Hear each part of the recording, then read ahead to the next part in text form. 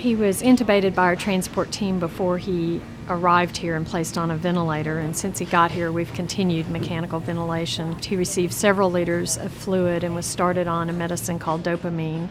We've continued all of that. We've now added a second medicine to maintain his blood pressure. The good news at this point is that his kidneys are working and he's making plenty of urine, and his oxygen status has improved and actually stabilized.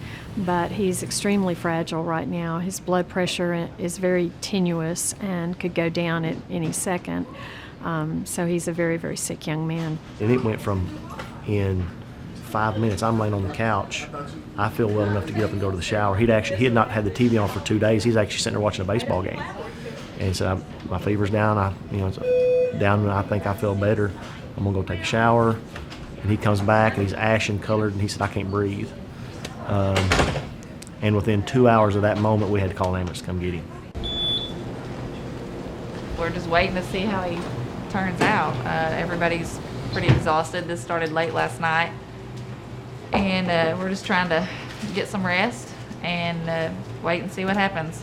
I talked to him and he told me, he said, Coach, he said, I may not be at the game Friday night. So he's that type of kid.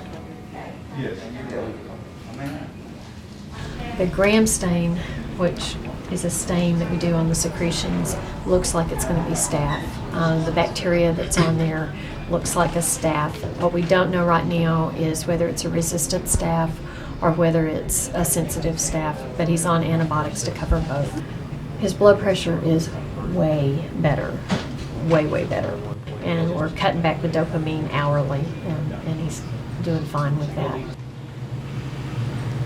I've been moving his legs around ever so often just to kind of keep him moving.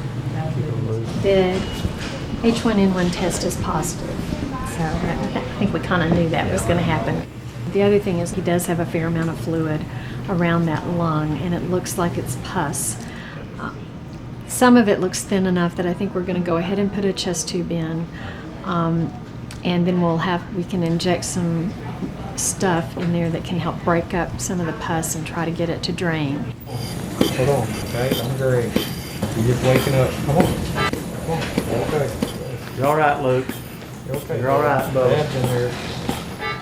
You're all right. You're okay.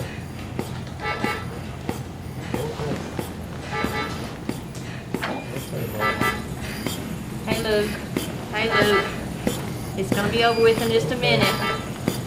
I know it's going to be over with in a minute. It's helping you so much. It's okay. How much longer? I would like if you turn that off right this minute. We are here. We are here. Belinda, how does he look to you now?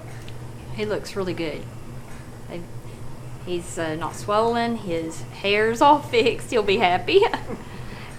His color looks good. He's just resting. He looks really good. He looks good. like normal Luke, just sleeping. What are they telling you, Chad, to expect next? They're expecting us, their exact words are, this is a marathon, not a foot race. And they're telling us to expect this to take some time. But I think the staff and we as a family there's a full expectation that he is going home with us. The question is just when.